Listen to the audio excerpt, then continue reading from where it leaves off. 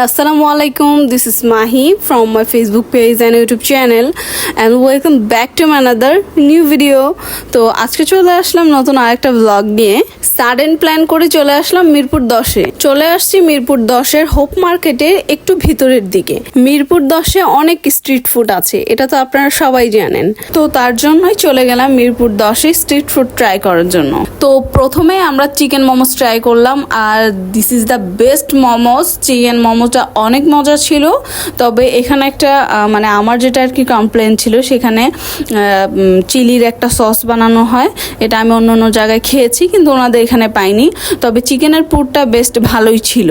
তারপরে নাচোস নিয়ে নিলাম, চিকেন নাচোসের প্রাইসটাও একটু বেশি ছিল, অ্যামাউন্টটা আমার কাছে একটু বেশি মনে হয়েছিল। এটার প্রাইসটাও ছিল 160 টাকা, তবে 160 টাকা অনুযায়ী এটার অ্যামাউন্টটা খুবই কম ছিল। আর চিকেন মোটামুটি ছিল, ভালোই ছিল। আমরা মূলত মিটবক্স খাওয়ার জন্য গিয়েছিলাম মিরপুর 10-এ, যে একটু স্পাইসি হবে, একটু চিজি থাকবে, এরকম একটা মিটবক্স আমরা খাবো। তো সেখানে যাওয়ার পর অ্যাকচুয়ালি আমরা আগে ওইগুলো খেয়ে নিলাম।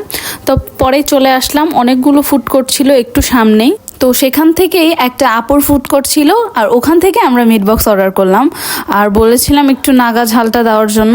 তো এর জন্যই আগে আমরা গিয়ে জুসের দোকানের সামনে দাঁড়িয়ে আছি, যেন অতিরিক্ত ঝাল লাগলে যেন সাথে সাথে ঠান্ডা টাইপের কিছু খেতে পারি। তার জন্য অর্ডার করে দিলাম সাথে সাথে ঠান্ডা ঠান্ডা লাচ্ছিটা খেয়ে একবারে পরানটা জুড়ে গেছে। লাচ্ছিটা ইমনের কাছেও বেশ ভালো লেগেছে। তারপর ইমন তাদের ওখান থেকে একটা অনেক মজাদার পুদিনা পাতার একটা ড্রিঙ্কস অর্ডার করে ফেলছে, আর সেটাও ছিল অসাধারণ। আমরা এখন আছি বর্তমানে মিরপুর আইডিয়ালের সামনে, আর মিরপুর আইডিয়ালের সামনে গেলে যদি আমরা ফুচকা আর গোলা না খেয়ে যাই বাসায়, তাহলে মিরপুর 10 মানে আইডিয়াল স্কুলের সামনে থেকে যদি আমরা খালি মুখে চলে আসি, তাহলে আসলে ওরা আমাদের উপর রাগ করবে।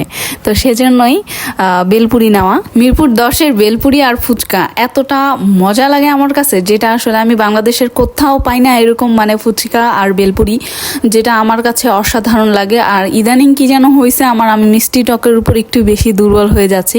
আমার কিন্তু বেসিকলি টকটাই বেশি ভালো লাগে, কিন্তু নতুন করে এখন আমার শুধু মিষ্টি টক খেতেই ভালো লাগে। তো ওদের এখানে মিষ্টি টকটাও বেটার। যারা মিষ্টি টক পছন্দ করেন, এটা তারাও খেতে পারবেন। আমার আজকের ব্লগে এই পর্যন্তই। দেখা হচ্ছে নতুন কোনো ব্লগে। ততদিন সুস্থ থাকবেন, ভালো থাকবেন। আল্লাহ হাফেজ।